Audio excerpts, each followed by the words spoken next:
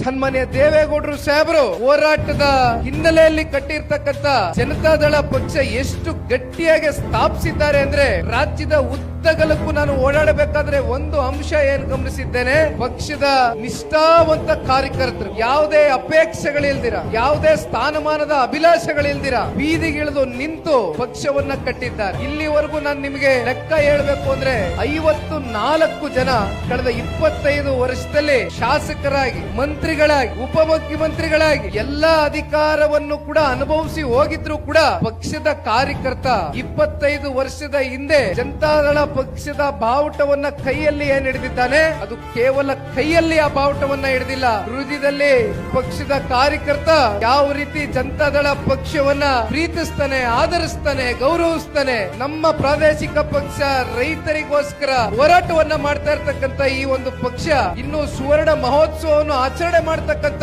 ಸುವರ್ಣ ಯುಗವೂ ಕೂಡ ಮುಂದಿನ ದಿನಗಳಲ್ಲಿ ನಾವು ನೋಡಬೇಕು ಅಂತಕ್ಕಂತ ಆತ್ಮಸ್ಥೈರ್ಯದಿಂದ, ಆತ್ಮವಿಶ್ವಾಸದಿಂದ ರಾಜ್ಯದಲ್ಲಿ ಎಲ್ಲ ಹೋದ್ರೂ ಕೂಡ